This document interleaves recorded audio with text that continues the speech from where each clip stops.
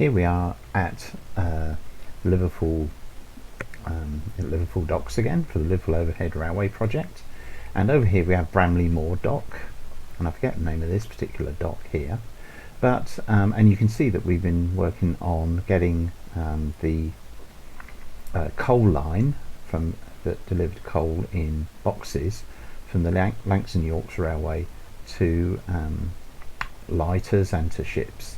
Here I'm in Surveyor, by the way, in trains. And this was the bridge I mentioned in the last update that I'd had so much fun with, and we basically worked our way through that. But this video is to highlight the tremendous boost that we've had in scenery items by using ships produced by military trains. Here they are, and this is the website, and with the permission of the creator, these are the downloads, téléchargement. What I've done is I've taken, if we have a look, Battle of the Atlantic, so we've got various cargo ships here, Liberty ships, Victory ships, etc, etc. I've downloaded the civilian ships that are suitable for the to be used in docks, so obviously not light cruisers and destroyers, although I suppose you can put those in as well if you wanted to.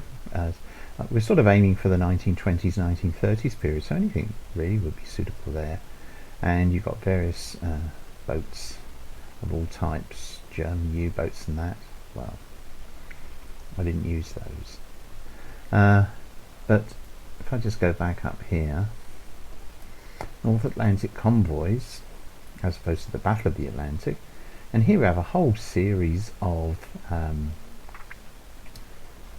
ships, all suitable for filling up the docks.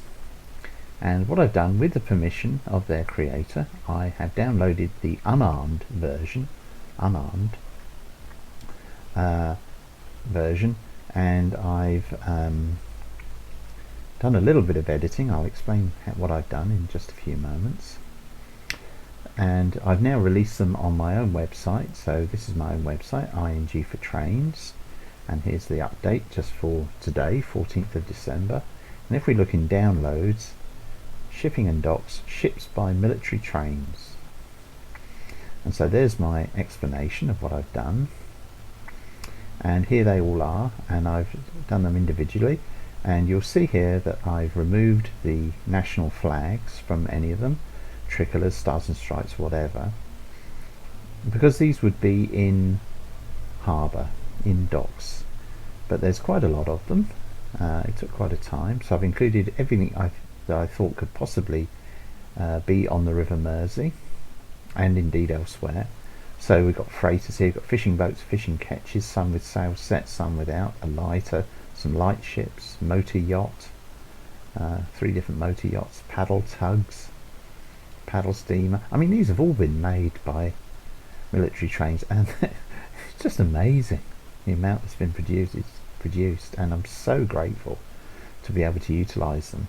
And we've got 50 different types of tanker. Some it's just the textures that have changed, but no, it gives us such amount of material to place in Liverpool docks. Some trawlers, and we're still going, a tug and a whaler, and some small freighters. Actually, I noticed with the small freighter, because these are actually rescue ships, and if you look closely, although I've taken the flag off, I wasn't able to remove 2 sets of machine guns there, so you've just got to imagine those are owned by somewhat aggressive freighting companies. And that's my explanation there, and I've given them all the prefix SFR, and you'll see those up here, SFR. So let's have a look at them. So let's put that away. We're back into trains. Let's get a coal tender. Now these are static scenery items, and it's there, but it's, of course, we've lowered the level of the terrain, so it's sitting on the terrain. It's actually sunk. So let's just bring it back up. There we are, and then we can rotate it a bit and put it over by the quayside there. I haven't, so you need to straighten it up, obviously. You need to position it right. Good job I'm not on the wheel. I don't think there'd be many ships afloat if it was me. There we are. So that gives us a coal. We're underwater. A coal tender next to the coal depot there, and you can see there's a heck of a lot of the docks that are being modelled by Bob. A heck of a lot still to go, but we're beginning to block in some of the seriously varied and massive amount of warehousing and goodness knows what. So that's the coal tender. Well, let's have a look at a few others. Coastal tanker, let's put that in. Let's go over here a bit. Let's give us a bit of room. And again, it's too low, so we just raise it up, but no problem. You can just adjust it quite quickly and then rotate it.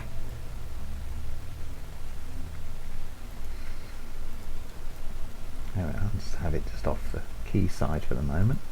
But of course, anybody, you know, if you're running your train on the Liverpool overhead, then you know, it's nice to see some ships in the docks, and this is certainly going to make that possible with all these wonderful models by military trains. That's the dock gates, by the way. There's a dock wall got to go in there, as well as other details. So much to do. It's just amazing. So there's 7 different tankers. I mean, just to give you an example, that's number 1. Here's number 6. So let's make sure it's not too down in the water. Maybe even a bit higher. No, too high.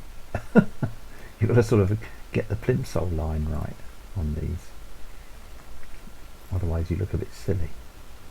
Stick it over there out of the way. What else have we got? Well, there's all sorts of coaster. I mean, this is so great because so many of these can just sit in the docks here and populate the docks. There we are. So these are in addition, of course, to the handful that I've made myself. But you know, you've got loads here. Colliers are quite big. These are the sort of big seagoing colliers. Let's put one in. There it is. It's too big for the... It actually wouldn't have got into this size dock, but let's put it in anyway, give you an idea. That's an ocean-going collier. Seriously big job. We'll just lower it down a little bit. So it wouldn't have got into this dock because it couldn't have got through those dock gates, so it would have been at another part of the docks in Liverpool. But I'm just putting it there, trapped. Now it can't get out. But it does give you an idea of the scale of the ships that you do need to use in these docks. There's a fishing boat sunk. Let's raise it up a bit. There we are, and just rotate it round. And of course, you know, fishing boats were pretty common in virtually every little dock and harbour back in the day, so any sort of fishing grounds that were available would have been exploited. And certainly for filling up, for you know, making these enormous dock basins populated, it's well worth putting them in. Fishing freighter, let's have a look at the freighter. Turn that round. Whoa, again. I've left the American export line and its logo on the funnel. I think it would just about get in here. There's more of a basin to come in here. Just about get through those lock gates, I think. And of course they always can, maybe not. Anyway, maybe it should be in the next basin. But again, it's I've removed the flags, and I'm going to explain how I did that in a moment. So the American export line is lifted up a bit. And what else? We've got light ships, motor yachts, paddle tugs. That's quite nice. Well, they're all nice, I think. I think they're all really great. I really like them. Raise that one up a bit. Reveal the paddle wheels. And of course it was a little paddle tug that came out from, where was it, from Cove, from Cork, I think. There's the Medway Queen, very famous boat that rescued so many of the British Expeditionary Force and French troops and Belgian troops at Dunkirk. Some sloops, sailing sloops, small freighter. And then we've got some big ones here as well. Let's have a look. SS Canterbury, that's a liner, so she can certainly fill a space there. And we've got a couple of others there. I think one of those might be mine. What's this one? Oh, that's the Worthing, very nice. Get the steam up, and there's one of mine, the Pacific, with the smoke going the wrong way. And there, of course, is the Great Eastern. Yo, Brunel's brilliant boat. Beautiful.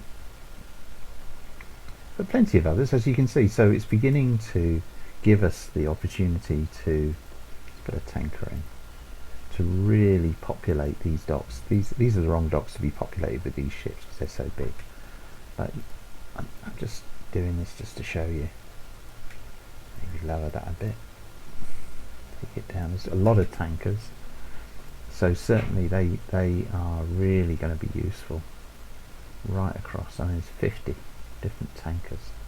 These are all now to be downloaded from my website. I call it Transatlantic Liner because although it is actually the Normandy, the beautiful French ship. There we are. That's some ship. It's obviously too big for there. Oops. So I'll have to move that. Stick it over there for the moment. It couldn't have got in there, but let's stick it over there for the moment. This is the tiles of the. So these must be smaller ships in these different docks. But how fantastic that we can now add some really seriously large ships, some really lovely looking liners, for example, and into our docks, begin to populate our docks. Trawlers. What else have we got? A tug and a whaler. And they're all prefixed by SFR. For R is for reskin, SF is my initials. So there we are. And what did I do? Well, if I go back to my website, you'll see that what I've done here is I've removed the flag, and the way I've done that is by reskinning. So if I go into documents, and I'll show you how they've been reskinned. That's the wrong one. I've listed them separately under ships. Here we are. So here's, let's choose one, coaster. That's not something you put your drinks on, by the way. So if we look in the config, that's how I've done it. I've kept the original name and my reskinning with permission, and I've said that I've removed the flag, and that's the username. Well, actually it's SFR Coaster 1, and I kept the license, of course. Everything else is just as the creator intended. And what I've done is I've located which one of the textures was the flag, and in this case it was RTM 002, which if I load that up now, you'll see, well, it's actually the red dust. It's upside down because the way in which the texture was applied to the original was upside down. So I inverted that, so that I'd already changed it to the Merchant Navy's UK Merchant Navy red duster. But I then decided I would have no flag on it because it would be in dock, and you don't flag in dock. So if we look at RTM 002 texture, I've inserted that line, alpha, the alpha, which is the transparency, and then I created the transparency, which was simply taking that JPEG, RTM 002 JPEG, and then turning it into a bitmap, but making it black, just turning it black, because the darker it is, the less is shown through. So if I'd made that white, the flag would have shown, but by making it black, the flag isn't shown. It's still there, it's still in the original mesh. I'm not going to load up the mesh now, but it is in the original mesh, and I've explained that here. What I've also done with some of them is I've taken the original texture. So if I load this, it shows you the ship's text, the texture that the creator used to make the ship, and it's 512 by 512 pixels, and I've reduced it in size down to, I would take it down to, that one down to 256, which immediately means it's a quarter of the original size. And that means that the, I'm not going to save that, and that means that the actual size, the overall size of the ship is, the model, as it loads up into Content Manager, is less, and that's because I'm simply going to be using it as a background, as a scenery item. So I want to try and reduce the hit as much as possible on the graphics card. And I explain all that here. I've used the unarmed section, and I do recommend going to military trains. There's plenty of links all on this page. Everywhere I had a space, I tucked in a link to military trains, because I thoroughly recommend looking over all the tremendous work. I mean, just to admire the work that's been done to create all these amazing vessels. There we are, again at the bottom there. So I'm quite happy to, well, indeed I'm very happy to use those from military trains. And the other one I used from North Atlantic convoys, it's small coastal ships. But as you can see here, there's a lot, soldiers, ground, and then in the sea, I'm not quite sure what that one is. Oh, some very big ones. USS Arizona, and some of the stuff, the Memorial, the Arizona in Pearl Harbor, landing craft. Obviously not really suitable for between the wars, but I suppose you could always have the Arizona visiting. You could have Navy divers there, look. I think the Royal Navy divers would have looked very similar with those. They're all very similar diving suits at that time. So a tremendous amount there to be downloaded and really utilising into the victory ships. They're coming in just the Dunkirk. What a beautiful ship. Anyway, I'm not going to go into the war stuff, because that's been very well covered.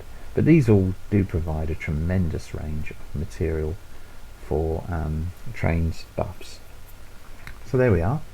So that's all I'm going to say about this. They're all available on my website, all the ones that I've done, and you're very welcome to download them and use them. But as I say, I would highly recommend visiting Military Trains website as well, and indeed just enjoying. I think some of these ships are going to be great. One of the things that we're going to be, Bob and I are going to be working on in, frankly it's in the months to come. If I zoom through where we are, I mean, this was our starting point, Liverpool Overhead Railway, and it's just growing and growing from that, all the different things that we're doing, just absolutely amazing. And this here, this black line, which is what Bob is using to identify the main routes, here is the route from Waterloo Goods. It comes along somewhere here, comes in here. We're still trying to pin it down, and then it crosses over a railway, a bridge over the dock entrance here, and then it opens out, and this is the site of Liverpool Riverside Station. And then you can see here there's walkways down to the landing stage, and here at this part of the dock, if I pull back we might see that. Yeah, if I just gently try and, yeah, you can just see it here. There's Riverside Station. These are the landing keys, so you've got we're floating this up above it as a guide. So you can see here, this is where the landing stage is, and we're going to have a couple of liners tied up there receiving passengers, and we're going to recreate Riverside Station. I'm looking forward to doing that. And then we'll follow the line down through the cobbles and down in between the docks, weaving its way, and then it appears to link up with the Mersey Docks and Harbour Board line, which will be underneath the Liverpool overhead here. And at some stage here, we've still got to work all this out, it will curve out to, or inland to Waterloo Goods Station, and then into the tunnel, which eventually took the line right up to Edge Hill, Liverpool Edge Hill Station. So there we are. Those are some of the plans that we've got, and some of the things that we've got to do. I've also got to produce a lot of or some wagons anyway, post-grouping wagons, LMS, LNER and SR. My GWR wagons are already suitable for it, for loading timber loads in particular. But that's all to come. So there we are. I hope that's been of interest. So that's our latest releases, except they're not really releases because I didn't make them. We didn't make them. We just amended them very slightly. But there they are. Beginning to fill up the docks. How it should be. Lots of ships. That's the way I like it. Well, I hope you've enjoyed this video. If you have, please give me a thumbs up. Please subscribe if you haven't already done so. You can download these ships from my website. They're freeware, of course. Go to Military Trains and look out for the next video on the Liverpool Overhead Railway Project.